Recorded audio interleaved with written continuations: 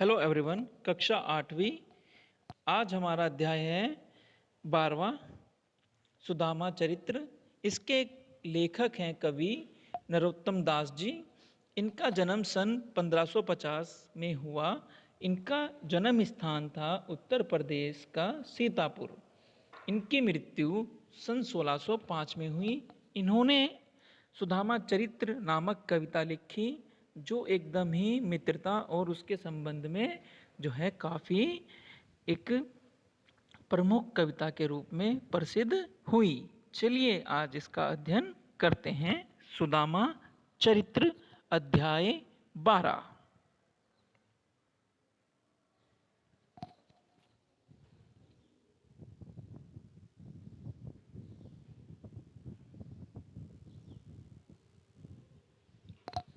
सुदामा चरित्र कविता का अध्ययन से पहले आपको एक बात बता देता हूँ मैं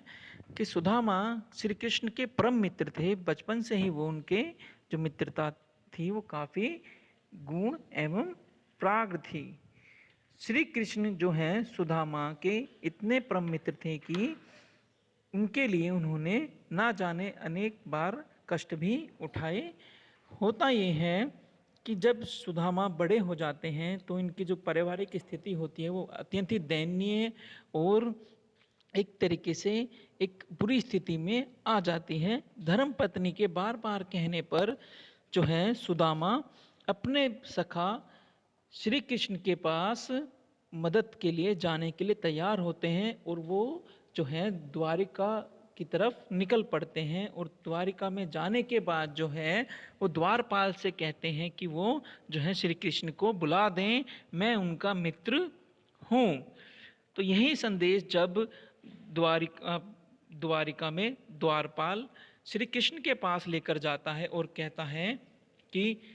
शीस पगाना जगा तन में प्रभु, जाने को ही बसे अहि ग्रामा, धोती फटी लुपटी दुपटी अरहु, पाहे उपना नाही सामा, द्वार खड़ो दुर्बल एक, राहो चौकस वसुधा अभिरामा, पूछत दीन दयाल को धामो, बतावो अपनो नाम सुदामा। अर्थात जो है इस कविता में सुदामा के श्री कृष्ण के महल के द्वार पर खड़े होकर अंदर जाने की जो है इजाजत का वर्णन किया है और द्वारपाल द्वारा श्री कृष्ण को जो है उनके विषय में जानकारी देने के बारे में वर्णन है। इसमें जो है द्वारपाल कहते हैं कि शीस पगाना जगा तन पे, मतलब जो है एक व्यक्ति बाहर द्वार पर खड़ा है जिसके सिर पर ना पगड़ी है और ना तन पर जगह, मतलब उसके वस्त्र हैं, और ना जाने प्रभु हे श्री कृष्ण वो किस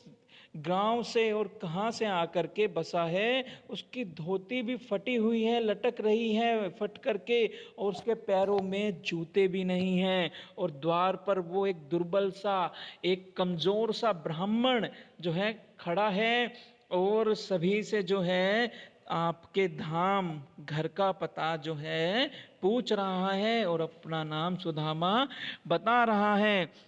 जैसे ही श्री कृष्ण को अपने मित्र सुदामा के बारे में पता चलता है और वो जो है बेसुध हो करके दौड़ना शुरू कर देते हैं और अपने जाकर के मित्र को गले लगा लेते हैं और जो है उससे कहते हैं अपने मित्र से, हाय महादुख पायो सखा तुम आए ना इतने दिन खोए, मतलब तुम हमारे पास जो है इतने दिन क्यों नहीं आए, आखिर तुम कहाँ चले गए थे। और जब वो अपने मित्र को अपने पास ले जाते हैं और ले जा करके उसके पैर धोने के लिए, चरण धोने के लिए वो पानी प्रात मंगाते हैं, और जब पानी प्रात मंगाकर वो अपने मित्र के पैरों को हाथ लगाते हैं और देखते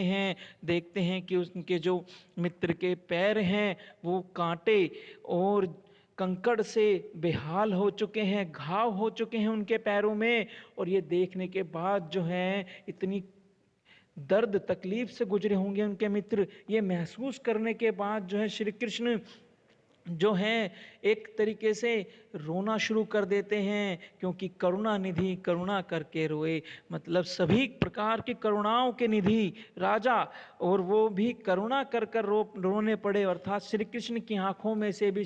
जो है सुदामा का हाल देखकर आंसू आ जाते हैं, और वो पानी पारात को छुओ नाही, नैनन के जल सो पग धोए। अर्थात उन्होंने पानी की परात को छुआ तक नहीं, और जो है अपने आँखों से जो आंसू थे उनके जो बह रहे थे अपने मित्र की दशा देखकर, उन्हीं से जो है उन्होंने उनके चरणों को धोया। और ये देखने के बाद जो है वहाँ पर सभी चकित हो गए, यहाँ तक कि जो है उनकी धर्म पत्नी जो थी वो भी ये देखकर चकित थी, आखिरकार ये कौन है जो श्री कृष्ण इसके सेवा करने में इतने मग्न हो गए। मित्रता का भाव ही यही होता है। चलिए इसके आगे के उस पर चलते हैं।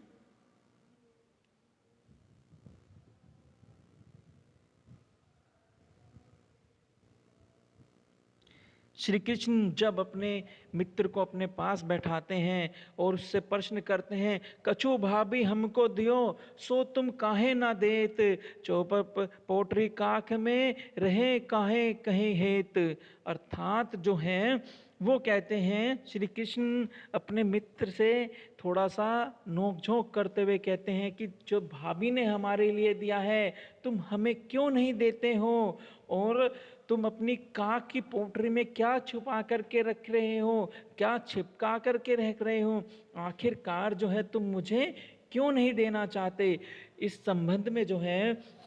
एक बात बताते हैं, कहते हैं कि सुदामा जब श्री कृष्ण से भेंट करने के लिए आ रहे होते हैं तो वो उनकी जो धर्म पत्नी होती हैं उपहार में एक उन्हें तोहफे के रूप में देने के लिए जो है उन्हें एक मुट्ठी चावल देती हैं, और एक मुट्ठी चावल देती हैं ताकि वह अपने मित्र को श्री कृष्ण को उपहार के रूप में वो दे सके। परंतु शर्म और लाज के मारे जो है सुदामा उन्हें जो ये देने में झिझकते हैं, एक तरीके से उन्हें संकोच होता है अपने मित्र को ये एक मुट्ठी चावल देने में, कि ये तो राजा है, ये कहाँ मेरा जो है एक तरीके से जो है चावल स्वीकार करेगा और एक क्या सोचेगा मेरे बारे में, और वो जो है उसे छिपाना चाहते हैं। परंतु श्री कृष्ण जानते हैं कि वो तो लीलाधर हैं, वो सभी चीज़ों के बारे में जानते हैं, और वो उनसे कहते हैं कि मेरी भाभी ने मेरे लिए क्या दिया और तुम मुझे देते क्यों नहीं हो,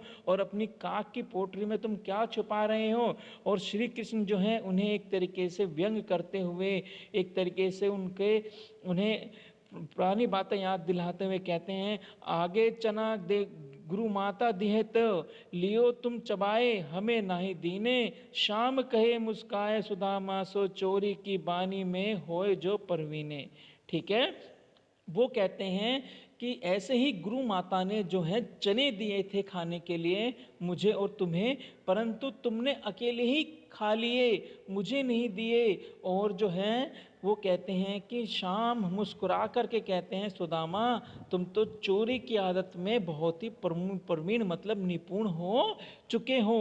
होता है क्या है इस कहानी के पीछे, एक बार ऐसा होता है श्री कृष्ण जी और सुदामा जो है गाय चराने के लिए गुरु माता उनकी कहती हैं और उन्हें एक पोटली चने की देती है कि आधे तुम खा लेना और आधे सुदामा तुम खा लेना। श्री कृष्ण जी जो होते हैं वो हार थक कर सो जाते हैं, परंतु सुदामा को जो भूख लगती है और वो अपने हिस्से के चने खा लेता है, परंतु उसकी भूख शांत नहीं होती और वो क्या करता है, श्री कृष्ण के हिस्से के चने भी खा लेता है। जिससे क्या होता है, वो पूछते हैं श्री कृष्ण उससे कि हमें भूख लगी है, क्या गुरु माता ने खाने के लिए कुछ दिया था। तो सुदामा कहते हैं कि नहीं, गुरु माता ने कुछ भी नहीं दिया था, परंतु जो है श्री कृष्ण सभी चीज़ें जानते थे और वो कहते हैं मुस्कुराकर कि तुमने वो मुझे भी नहीं दिए थे और सारे के सारे खुद खा लिए थे, क्या भाभी ने जो दिया तुम भी उसे जो है अकेले ही अकेले खाना चाहते हो। पोटरी काक में चाप रहे खोलत नाही सुधारस भीने, पाचली बानी अजो ना तजी तुम तेईस भाभी के तंदुल कीने। ठीक है, वो कहते हैं कि जब वो पाक में से श्री सुदामा पोटली छुपा रहे होंगे तो श्री कृष्ण थोड़ा सा झगड़ा करके उनसे वो पोटली छीन लेते हैं, और छीनते ही उसे खोलते हैं कि उसमें जो है चावल है, और वो जो वहाँ पर इतने भोग रखे रहते हैं श्री कृष्ण उन सबको भूल जाते हैं, और भूलने के बाद जो है वो उन जो एक मुट्ठी चावल हैं उसे मुंह में डालते हैं और उसे बड़े मज़े के साथ खाते हैं, और कहते हैं कि मैं जानता था कि भाभी को मुझे क्या पसंद है। और वे जो हैं इस संबंध में काफ़ी वो होते हैं, वो कहते हैं कि भाभी ने देखा कितने भाव से मुझे उपहार दिया, और तुम मुझे जो है ये भाव उपहार नहीं देना चाहते थे। अर्थात जो भगवान जो है वो उपहार का भूखा नहीं है, वो किसका है, मन के भाव का है। तो श्री कृष्ण यही बात बताना चाहते थे कि जो मन का भाव है वो किसी भी सब चीज़ों से बड़ा है, वो अपरंपार है जो है, क्योंकि मन का भाव ही सबसे बड़ा भाव है। ठीक है। वह कहते हैं, फिर आगे बात चलती है, वह पुलकिनी वह उठ उठ मिलानी, वह आदर की बात, यह पठानी गोपाल की कछु न जानी जात, घर घर कर ओढ़त फिरे तनक दही के काज, कहा भयो जो सब भयो हरि को राज समाज, हाँ कब इत आवत होवत वाही पठी थेली, कही न धनी सो जा कही अब धन धरो सकेली। अर्थात जो है श्री कृष्ण के उसके आदर की बात, आखिरकार जो है श्री कृष्ण उससे बैठाते हैं, किसे, अपने परम मित्र को अपने पास बैठाते हैं, और जो है एक तरीके से उसके घर वापस लौटने का वर्णन इसमें किया गया है। और जब सुदामा अपने घर वापस लौटने के लिए जा रहे होते हैं तो वो सोचते हैं कि मैं मदद की उम्मीद लेकर श्री कृष्ण के पास आया था, लेकिन श्री कृष्ण ने तो मेरी कोई मदद नहीं की। लौटते समय निराश और खिन्न से सुदामा जी के मन में कई विचार घूम रहे थे। वो सोच रहे थे कि श्री कृष्ण को समझाना किसी के वश में नहीं है। एक तरफ तो उसने मुझे इतना आदर सम्मान दिया, वहीं दूसरी तरफ उसने मुझे बिना कुछ दिए लौटा दिया, और जो है वो अपने ऊपर गुस्सा करते हैं, कहते हैं मैं तो यहाँ आना ही नहीं चाहता था, वो तो मेरी धर्म पत्नी ने मुझे जबरदस्ती द्वारिका भेज दिया। ये श्री कृष्ण तो खुद बचपन से जो है क्या करता था कि सारे गांव से वो माखन चुरा करके खाता था, सभी से माखन मांग कर खाता था। वो मुझे क्या देगा जो खुद मांग करके खाता था। और वो अपनी खीज जो एक गुस्सा है वो श्री कृष्ण पर निकालते हैं और अपनी धर्मपत्नी पर मन ही मन में चिल्लाते हैं, कहते हैं कि उसके ज़बरदस्ती आने पर मुझे यहाँ आना पड़ा, अगर मैं उसकी बात ना मानता तो मैं यहाँ नहीं आता। ठीक है। फिर जो है अपने वो घर की तरफ आगे बढ़ते हैं श्री सुदामा, और अपने घर की तरफ जब आगे बढ़ जाते हैं और जो हैं अपने गांव पहुंच जाते हैं, और जैसे ही वो अपने गांव में घुसते हैं तो वैसे ही राज समाज बने गज बिज घने, मन संक्रमण छायो वही कंचन के सब धाम है, द्वारिका के महल फिर आयो भवन बिकल हो कबे, को मन लोचत सोचत ही सब गाँव मझायो, पूछत पड़त फिर सब सो कर पर झोपड़ी को कहूँ खोज ना पायो। अर्थात जो है अपनी मन की खीज निकाल करके, यानी कि गुस्सा निकाल करते हुए जब वो अपने गांव की तरफ अपने रास्ते पर आगे बढ़ते हैं तो वो देखते हैं कि वही महल, वही बड़े बड़े महल, ऊंचे ऊंचे महल वहाँ पर बने हैं, वहीं जो है सड़कें, वैसे ही लोग जो हैं वहाँ पर रहते हैं, सभी धनवान लोगों की बस्ती में आ गया है। तो श्री कृष्ण की ये लीला देख करके जो है सुदामा चकित हो जाते हैं, और उन्हें ऐसा प्रतीत होता है, उनके मन में एक ऐसी शंका उत्पन्न हो जाती है, यानी कि उन्हें कैसा प्रतीत होता है कि मानो जैसे वो द्वारिका में वापस आ गए हैं। भ्रम से, गलती से वो अपने घर का रास्ता भूल गए और वापस कहाँ आ गए, द्वारिका में आ गए हैं। और जो है वो देखते हैं कि वो चारों तरफ जो है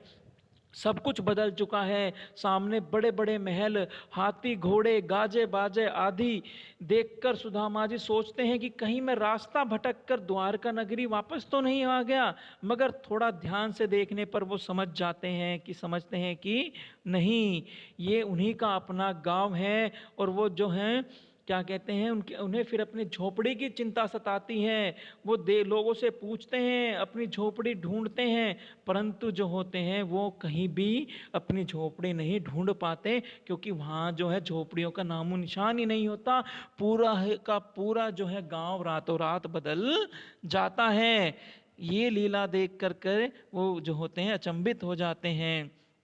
फिर कहते हैं कि वह टूटी सी ना छनी सी होती कहाँ, कंचन अब सब धाम सुहावत,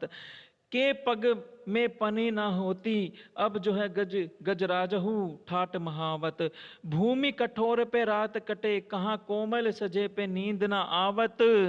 जो है के जूरतो नाही कदो सवा प्रभु के प्रताप देख दुख भावत। जो इसमें श्री कृष्ण के